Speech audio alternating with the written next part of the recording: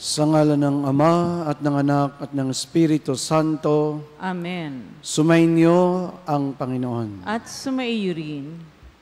Bilang bayan ng Diyos, mga alagad ni Jesus na ngayon nagdiriwang ng banal na Eucharistia, tayo maganda ng ating mga sarili sa pagdiriwang na ito. Ating pagsisihan ang mga nagawa nating kasalanan upang tayo maging karapat-dapat sa banal na pagdiriwang. Inaamin ko sa makapangyarihang Diyos at sa inyo mga kapatid, na lubha akong nagkasala sa isip, sa salita at sa gawa, at sa aking pagkukulang.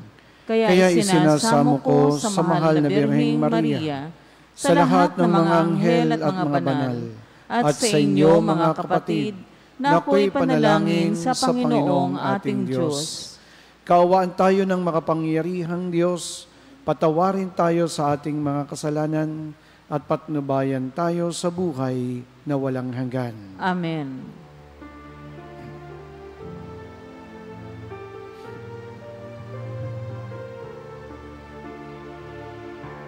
Panginoon, kaawaan mo kami.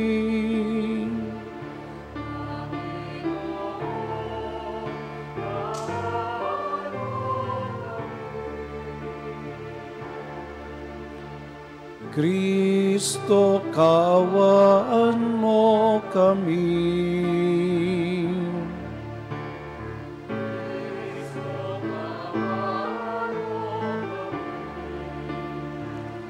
Panginoon,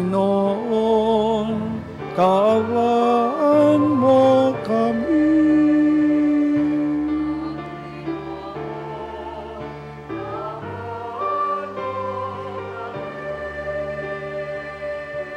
Gloria in excelsis Deo.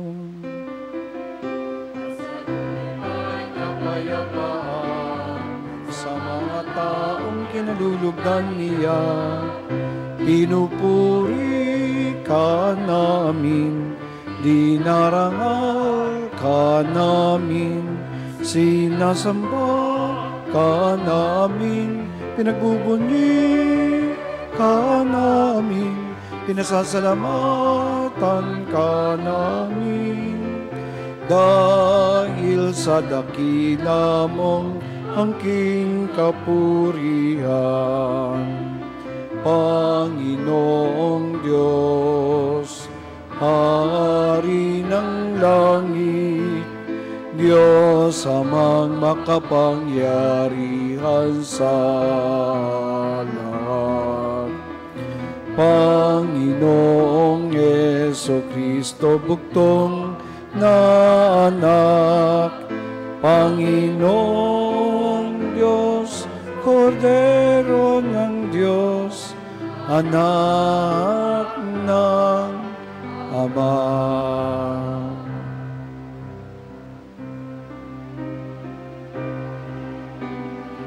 Ikaw na nagalis ng mga kasalanan ng sanlibutan, maawa ka sa akin. Ikaw na nagalis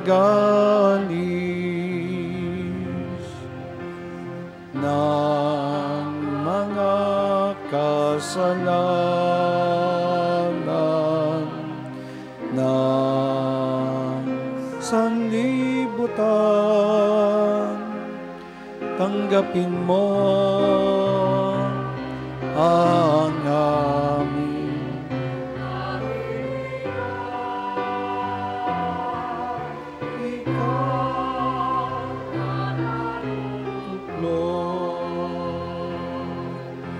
Sa kanan ng Ama,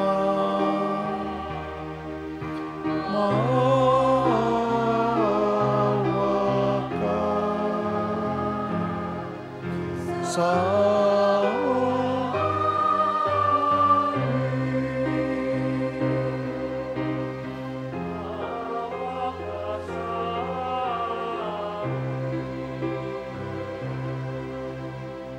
sapagkat ikaw lamang ang banal, ikaw lamang ang Panginoon, ikaw lamang, O Jesucristo, ang kataas-taasan, kasama ng Espiritu Santo,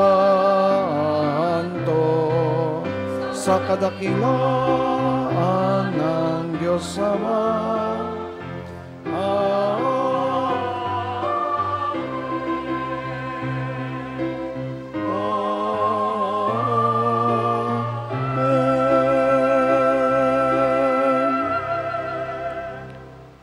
Manalangin tayo.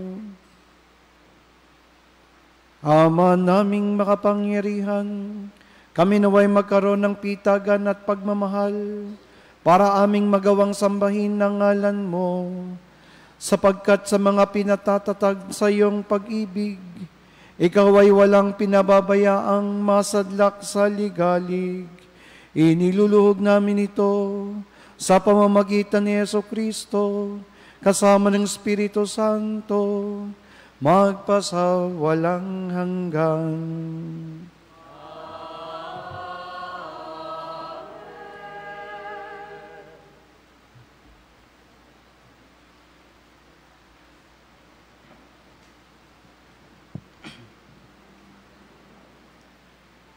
Pagbasa mula sa aklat ni Job. Sa gitna na nag-aalimpo yung bagyo, ganito ang sinabi ng Diyos kay Job. Sino ang humarang sa agos ng dagat? Nang mula sa kalaliman ito'y sumambulat. Ang dagat ay tinakpan ko ng makapal na ulap, kaya karimlan dooy lumaganap. Ang tubig ay aking nilagyan ng hangganan, upang ito'y manatili sa likod ng mga harang. Sinabi kong sila'y hanggang doon na lang. Huwag nang lalampas ang along naglalakihan. Ang salita ng Diyos. Salamat sa Diyos. Ang ating pong itutugon sa bawat salmo. Panginooy papurihan, sa pag-ibig niya'y kailanman. Panginooy papurihan, sa pag-ibig niya kailanman. Mayroong naglayag na lula ng barko sa hangad maglakbay.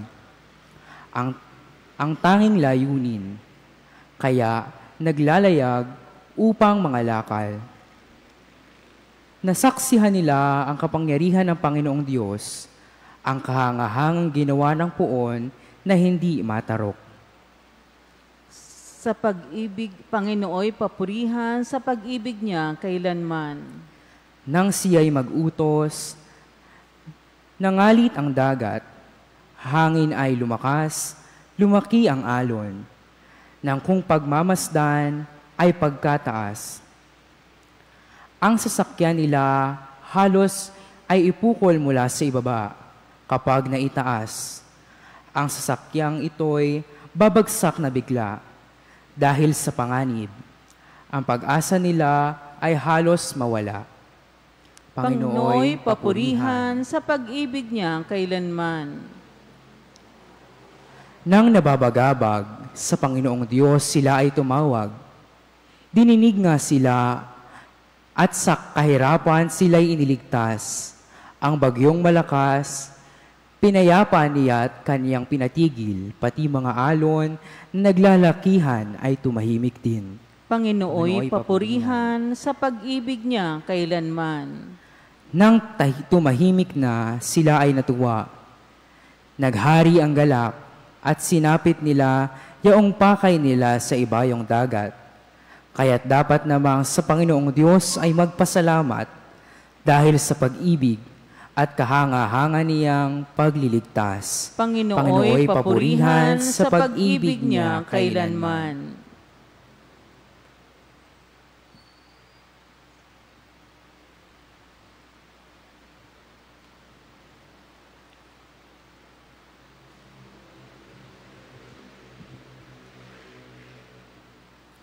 Pagbasa mula sa ikalawang sulat ni Apostol San Pablo sa mga taga-Korinto. Mga kapatid, ang pag-ibig ni Kristo ang nag-uudyok sa akin. Ngayong malaman kong siya'y namatay para sa lahat, at dahil diyan, ang lahat ay maibibilang ng patay. Namatay siya para sa lahat, upang ang mga nabubuhay ngayon ay huwag nang mabuhay para sa sarili, kundi para kay Kristo na namatay at muling nabuhay para sa kanila.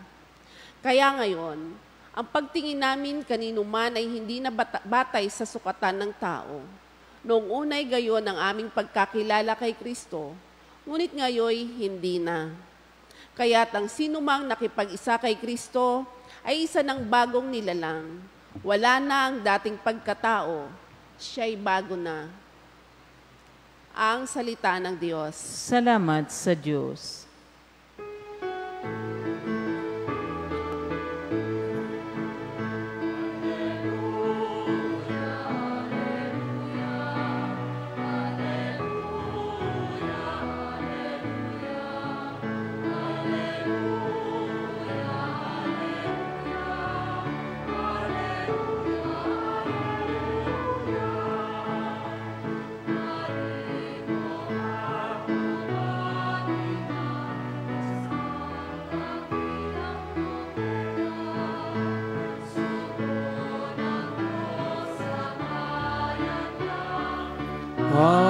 Hallelujah, hallelujah, hallelujah, hallelujah, hallelujah, hallelujah, hallelujah, hallelujah, hallelujah. Sumainyo ang Panginoon. At sumaiyo rin. Ang mabuting balita ng Panginoon ayon kay San Marcos. Papuri sa iyo, Panginoon.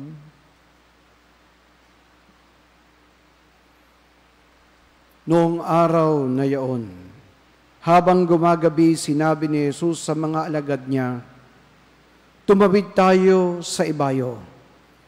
Kaya't iniwan nila ang mga tao at sumakay sa bangkang kinalululanan ni Jesus upang itawid siya. May kasabay pa silang ilang mga bangka. Dumating ang malakas na unos, hinampas ng malalaking alon ang bangka. Ano pat halos mapuno ito ng tubig. Si Jesus na may nakahilig sa unan sa may hulihan ng bangka at natutulog. Ginising siya ng mga alagad. "Guro," anila, "di ba ninyo alintana? Lulubog na tayo." Bumangon si Jesus at iniutos sa hangin, "Tigil," at sinabi sa dagat, "Tumahimik ka." Tumigil nga ang hangin at tumahimik ang dagat. Pagkatapos sinabi niya sa mga alagad, "Bakit kayo natatakot? Wala pa ba kayong pananalig?" Sinidlan sila ng matinding takot at panggigilalas at nagsabi sa isa't isa, "Sino nga kaya ito at sinusunod maging ng hangin at ng dagat?" Mga kapatid, ang mabuting balita ng Panginoon. Pinupuri ka namin, Panginoong Hesukristo. Medyo mahirap isituate yung pangyayari tungkol sa bagyo at tungkol sa hangin at alon kung hindi natin naranasang sumakay ng bangka at hindi natin naranasan ang malakas na hangin at malalaking alon. Ako po'y na-assign sa Isla Verde. Bagong pare ako, 3.5 years pa lang po ako, parang 3.5 years pa lang ako sa pagpapari, ako'y na-assign na sa Isla Verde. At minsan ako'y tumawid, medyo makatapos pa lang ng bagyo, at dahil nga sa kailangan akong tumawid, nakasama ko na rin yung maraming mga taong tumawid. May bata na ipapacheck up, may matatanda na magpapagamot. Tumawid kami ng dagat at sa kalagitnaan ng dagat, ang aming bangka na ilumiit sa malaki at mataas na alon. Pag-aalon ng ganyan, tataas ang bangka, bababa yung bangka, ang taas ng alon. Takot na takot kami. Hindi ko alam kung anong gagawin ko, pero ako hindi nagpapahalatang takot. At pagkatapos, pagdating doon sa pangpang, ang sabi ng mga tao, ay, salamat sa Diyos. Pero ang sabi ko sa kanila, bakit nga ba inirisk nyo pa ang inyong sarili na tumawid, gayong kita nyo namang napakalaki ng alon? Isa lang po ang sabi nila. Ang sabi nila, Father, dahil kasama namin kayo. Ibig sabihin pala, dahil kasama ako, maaaring nasa isip nila, hindi kami pababayaan ng Diyos. Pero sa totoo lamang, buwis buhay ang aming ginawa. At sabi ng bangkero, Father, isang himala ang ating pagtawid. Pero ang tanong sa mabuting balita, bakit kayo natatakot? Wala ba kayong pananalig? Hindi pa ba kayo nananalig? Ito ang tanong ni Jesus sa kanyang mga alagad dahil nababahala siya sa sinasagupa na malalakas na hangin at matataas na alon ang bangka. Malikot, mabuay, at maaaring magdulot ng pagsayaw ng bangka na maaaring ikahulog nila. At kapag sila'y nahulog, that's the moment na hindi na nila makokontrol ang lahat. Ang lahat ay mangyayari sa ayon sa kapangyarihan at lakas ng hangin at laki ng alon. Pero ang mga alagad, magagaling mangisda. Pero sa tindi ng lakas ng alon at tindi ng lakas ng hangin, wala silang magawa. Kaya kinailangan nilang gisingin si Jesus. Si Jesus na kampanting-kampanting natutulog. Hindi ko rin naman malubos maisip na sa tindi ng paggiya ng bangka, si Jesus ay hindi nagigising. Walang pakialam. Waring umaasa na lamang sa mga alagad na pahupain ang bagyo. Pero tandaan natin na si Jesus po ay hindi pa lubos na kilala ng mga alagad. Kaya't nang gisingin ng mga alagad si Jesus, isa lang po ang kanilang nais. Gusto nila na makiisa si Jesus sa pagsugpo sa hangin at alon. Kumbaga lahat naman ay may ginagawa, bakit si Kristo ay walang ginagawa? So gusto lang nilang makikooperate si Kristo sa kanilang ginagawa para makaagdon ang kanilang paglalakbay. Pero laking gulat nila nang patahimikin ni Kristo ang hangin, patahimikin ni Kristo ang dagat, at ang sabi nila, ano ito?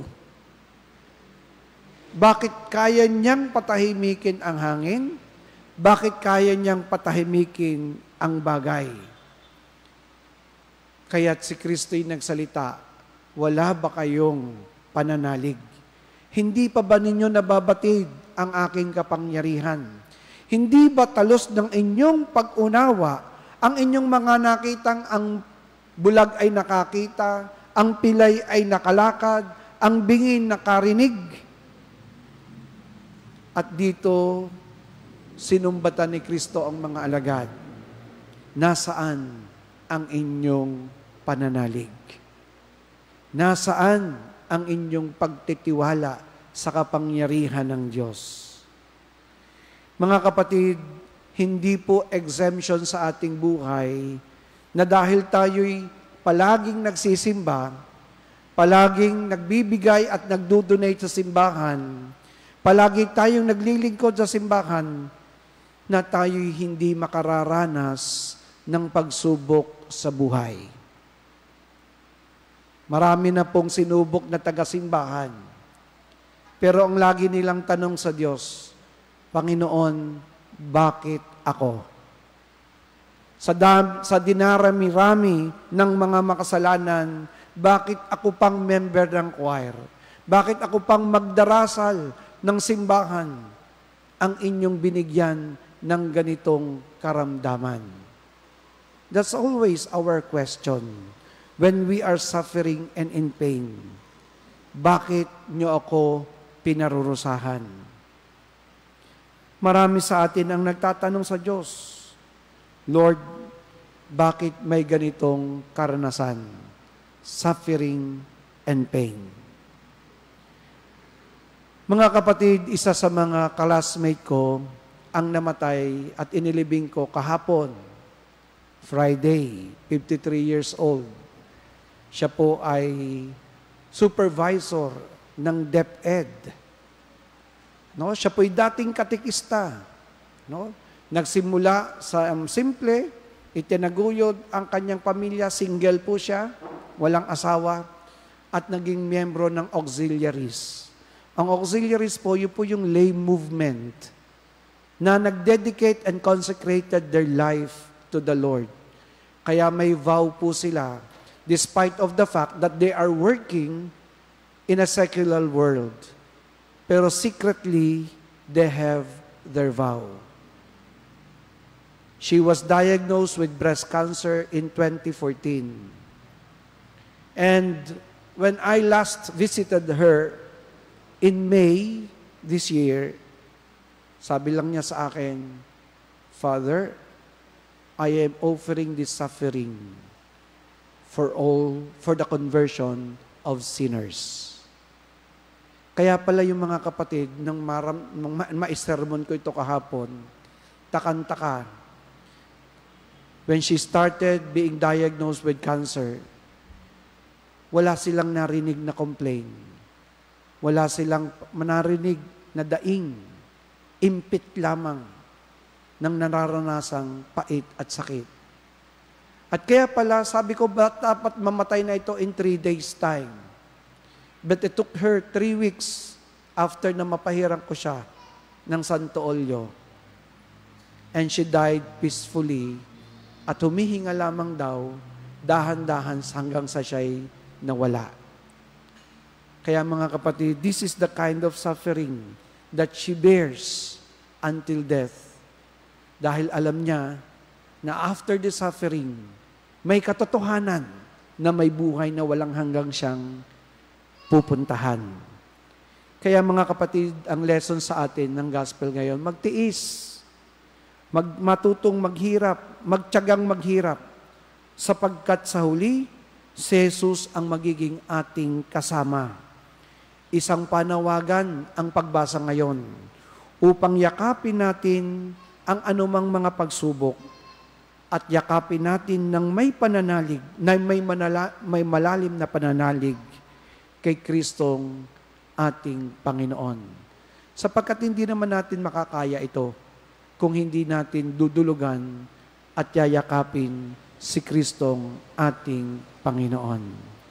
Kaya mga kapatid, I believe that the suffering with faith will always bring us to something greater.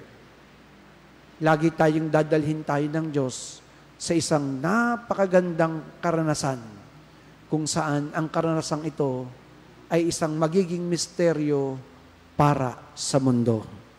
Magsitayo po ang lahat, dasalin po natin ang sumasampalataya.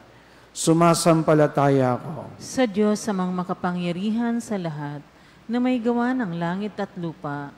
Sumasampalataya ako kay Jesucristo, iisang anak ng Diyos, Panginoon nating lahat. Nagkatawang tao siya, lalang ng Espiritu Santo. Pinanganak ni Santa Mariang Berhen, pinagpakasakit ni Poncio Pilato, pinako sa krus, namatay, inilibing, nanaog sa kinaroonan ng mga yumao, na may 3 araw na buhay na magmuli, umakyat sa langit, na luluklok sa kanan ng Diyos sa mga makapangyarihan sa lahat.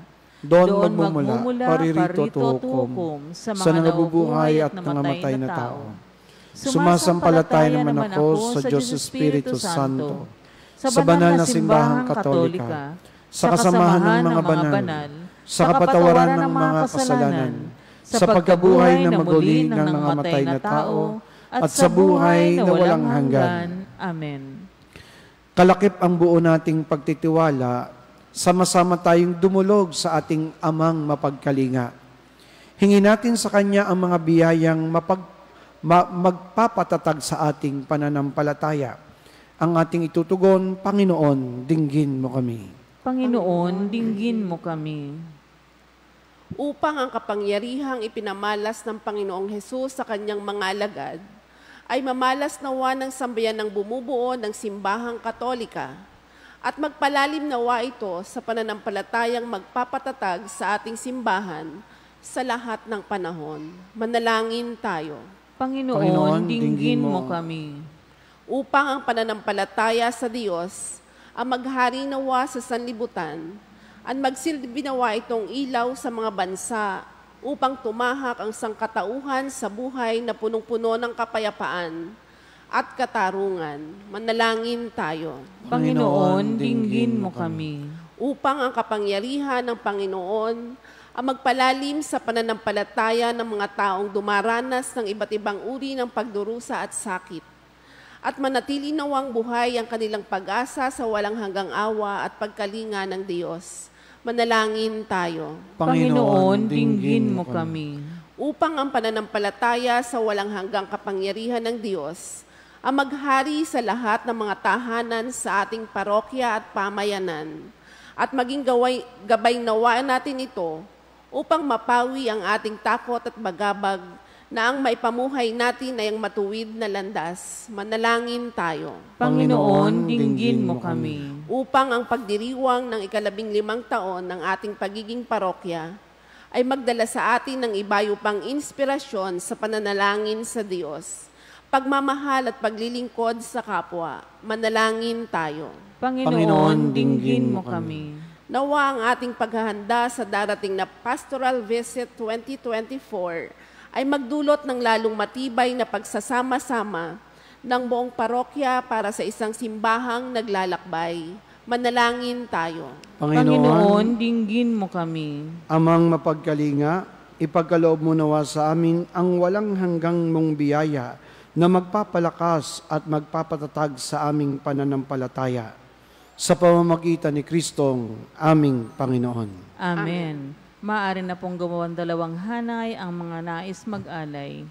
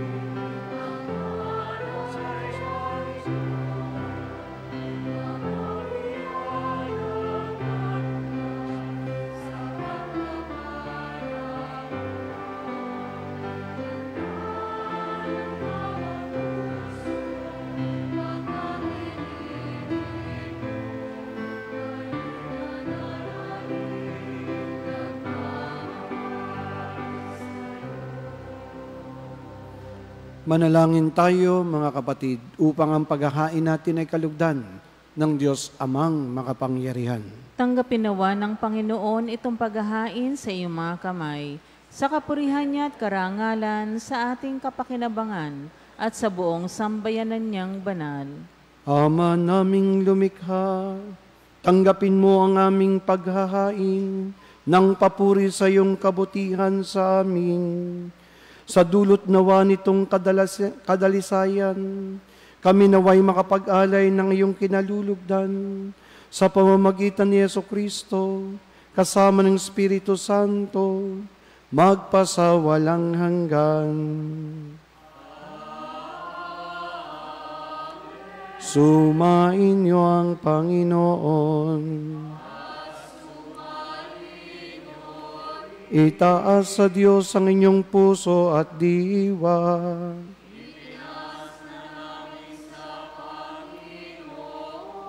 Pasalamatan natin ang Panginoong ating Diyos.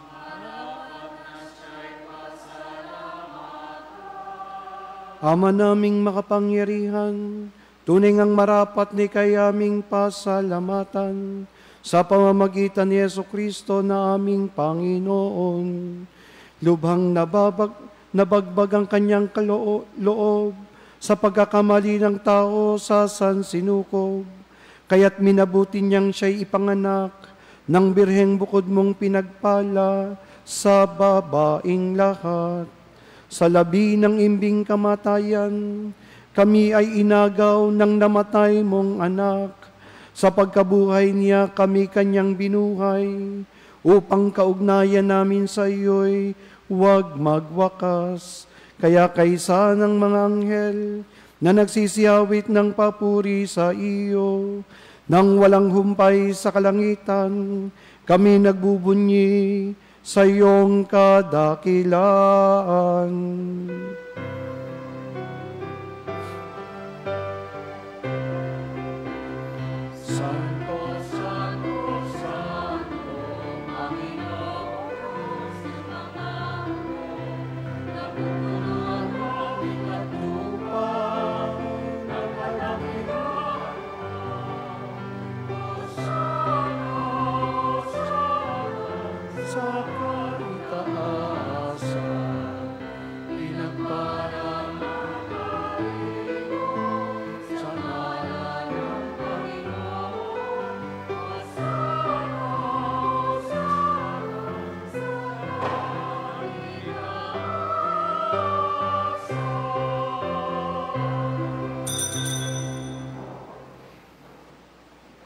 Ama naming banal, ikaw ang bukal ng tanang kabanalan.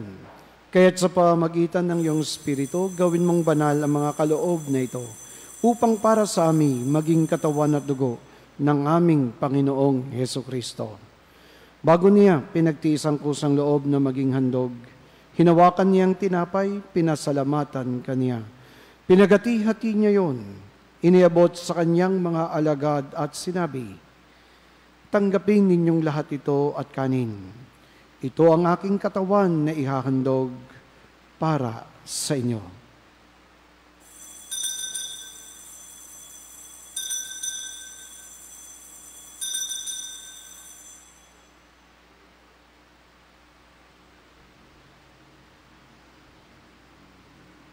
Gayun din naman nang matapos ang hapunan, hinawakan niya ang kalis, muli kaniyang pinasalamatan. Iniabot niya ang kalis sa kanyang mga alagad at sinabi, tanggapin ninyong lahat ito at inumin. Ito ang kalis ng aking dugo, ng bago at walang hanggang tipan. Ang aking dugo na ibubuhos para sa inyo at para sa lahat, sa ikapagpapatawad ng mga kasalanan. Gawin ninyo ito sa pag-alaala sa akin.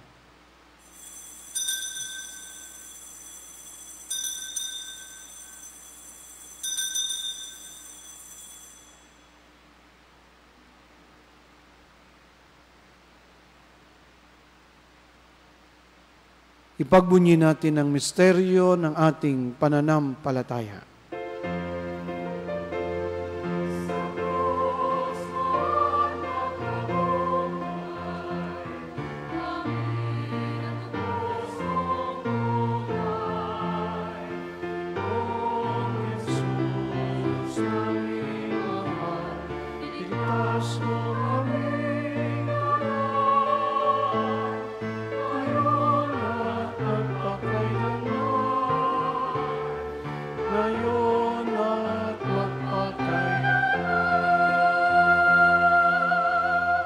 Ama, ginagawa namin ngayon ang pag-alaala sa pagkamatay at muling pagkabuhay ng iyong anak. Kaya't iniaalay namin sa iyo ang tinapay na nagbibigay buhay at ang kalis na nagkakaloob ng kaligtasan. Kami ay nagpapasalamat dahil kami iyong minarapat na tumayo sa harap mo para maglingkod sa iyo. Isinasamo namin kaming magsasalo-salo sa katawan at dugo ni Kristo'y mabuklod sa pagkakaisa sa pamamagitan ng Espiritu Santo. Ama, lingapin mo ang iyong simbahang laganap sa buong daigdig.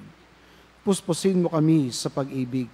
Kay San ni Francisco na aming Papa, ni Gilbert na aming Arsobispo at ng Tanang Kaparian. Alalahanin mo rin ang mga kapatid naming nahimlay nang may pag-asang sila'y muling mabubuhay. Gayon din ang lahat ng mga pumanaw, kaawaan mo sila't patuloyin sa iyong kaliwanagan. Kaawaan mo at pagindapatin kaming lahat na makasalo sa iyong buhay na walang wakas. Kaysa ng mahal na Birheng Maria na Ina ng Diyos, ni San Jose na kanyang kabiyak, ng mga apostol at ng lahat ng mga banal, na namuhay dito sa daigdig ng kalugod-lugod sa iyo, may pagdiwang nawa namin ang pagpupuri sa ikararangal mo sa pamamagitan ng iyong anak na aming Panginoong Hesukristo.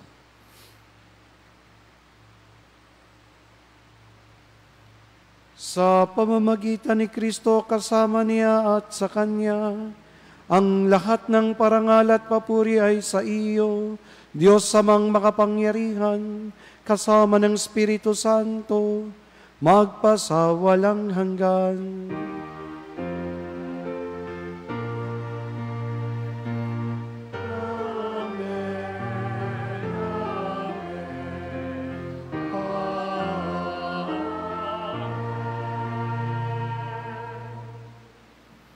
Sa tagubili ng nakagagaling na utos at turo ni Jesus na Panginoon natin at Diyos, ipahayag natin ng lakas loob.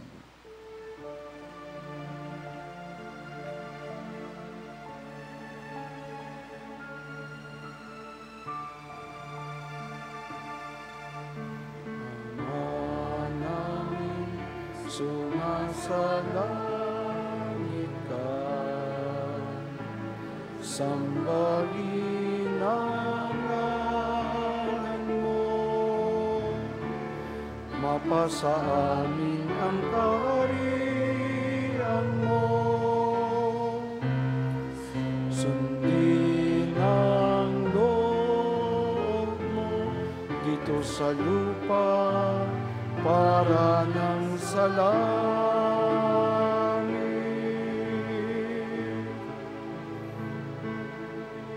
bigyan mo kami ngayon ng aming kakanin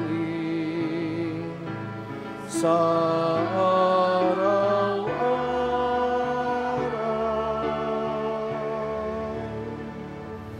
at patawarin mo kami sa aming mga sala para ng pagpapatawad kami sa nagkakasala sa amin at huwag mo kami ipahintulot sa tukso at iadya mo kami sa lahat ng hinihiling namin kami iadya sa lahat ng masama, pagkalooban ng kapayapaan araw-araw, iligtas sa kasalanan at ilayo sa lahat ng kapahamakan. Samantalang aming pinananabikan ng dakilang araw ng pagpapahayag ng tagapagligtas naming Jesucristo.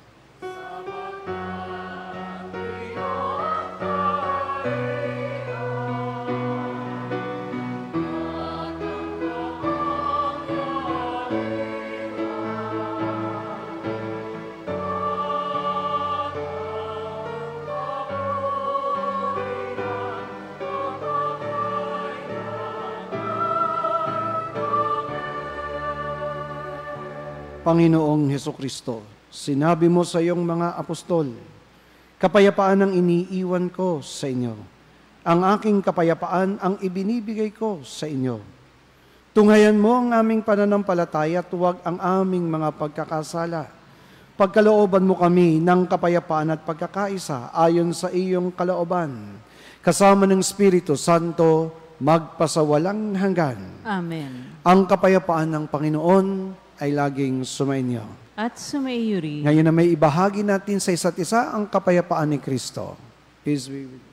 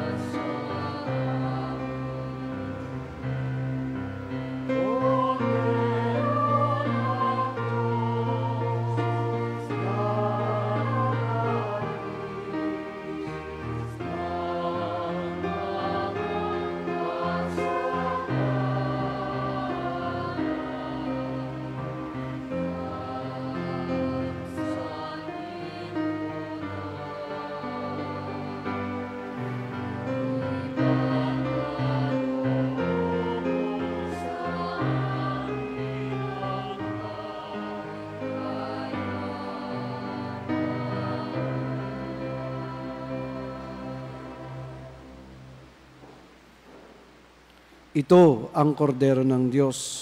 Ito ang nag-aalis ng kasalanan ng sanlibutan. Mapapalad tayong inaanyayahan dito sa kaniyang banal na piging. Panginoon, hindi ako karapat-dapat na magpatuloy sa iyo. Ngunit sa isang salita mo lamang ay gagaling na ako.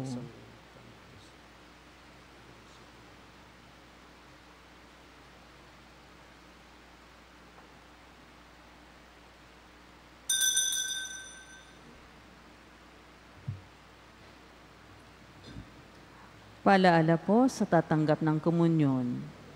Kung tayo ay tatanggap ng komunyon sa kamay, kaliwang palad ang tatanggap ng komunyon at isusubo ito ng kanang daliri.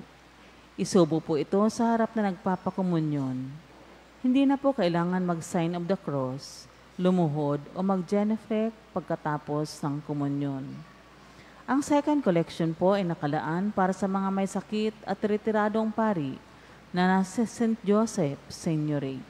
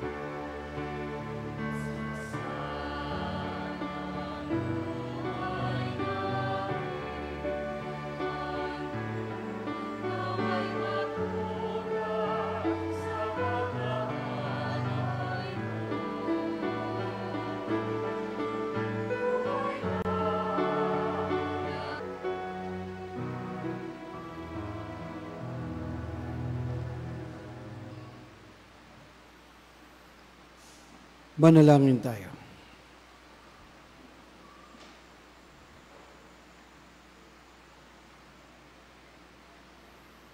Ama naming mapagmahal, kaming nakinabang sa katawan at dugo ng iyong anak, ay sumasamo sa iyong habag, upang ang aming taimtim na ginanap ay maging pagtanggap namin sa tiyak mong pagliligtas, sa pamamagitan ni Jesucristo, kasama ng Espiritu Santo, magpasawalang hanggan.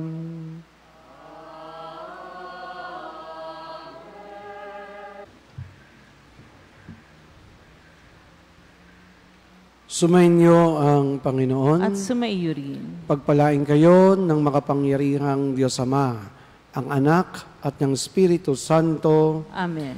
Mga kapatid, ang misa'y na ipagdiwang na, humayo kayo sa kapayapaang kaloob ni Kristo. Salamat sa Diyos.